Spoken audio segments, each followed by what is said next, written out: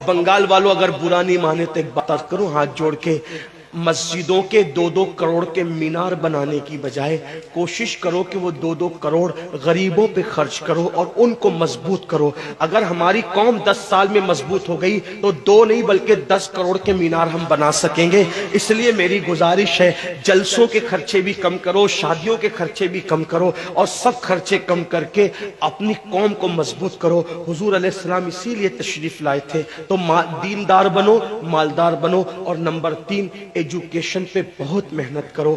کوئی بھی جاہل نہ رہے، کوئی بھی ان پڑھ نہ رہے، خوب پڑھاؤ اپنے بچوں کو۔ 10ویں 12ویں تک کبھی مت رکنا، بلکہ اپنے بچوں کو IAS بناؤ، IPS بناؤ، ڈاکٹر بناؤ، انجینئر بناؤ۔ ڈاکٹر بھی BUMS والا مت بناؤ بلکہ MD اور اعلیٰ سے اعلیٰ ڈگری دلاؤ۔ اب آپ کہیں گے مولانا پیسے نہیں ہے، میں آپ سے کہتا ہوں ہر سال عید پہ نیا کپڑا نہ بنانا پڑے نہ بناؤ، دھلے ہوئے کپڑوں پہ عید کر لو، لیکن اپنے بچوں کی تعلیم پہ خرچہ کرو۔ اسی طریقے سے کسی اور جگہ پر پیسے لگانے کی بجائے 10 سال اگر ان 3 نکات پر آپ نے محنت کر دی، دیندار بنو، مالدار بنو اور ایجوکیشن کو عام کرو، ہر بندے کو پڑھا لکھا بناؤ۔ آپ کہیں گے مولانا نوکری نہیں ملتی، میں کہتا ہوں ہم نوکری کے لیے نہیں پڑھتے، ہم اچھا انسان بننے کے لیے پڑھتے ہیں۔ اس لیے کہ پڑھے لکھے کی تجارت میں ان پڑھ کی تجارت میں فرق ہے، پڑھے لکھے کی گفتگو میں ان پڑھ کی گفتگو میں فرق ہے، پڑھے لکھے کے اٹھنے بیٹھنے میں ان پڑھ کے اٹھنے بیٹھنے میں فرق ہے۔ دیکھو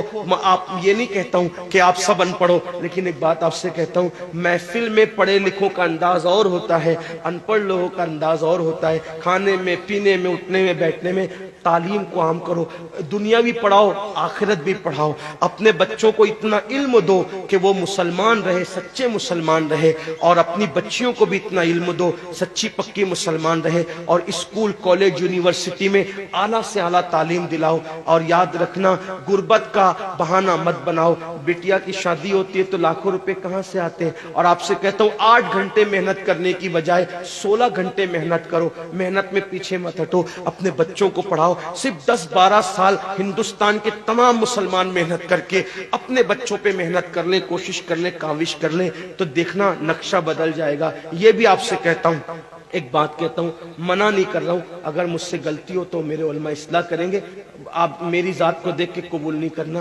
باپ کے چہلم پر 40 دیگ پکانے کی بجائے 1 دیگ پکاؤ، ان 40 دیگوں کا خرچہ بچا کر کسی بچے کی تعلیم پر اپنے باپ کے ایصال ثواب کے لیے خرچہ کر دو۔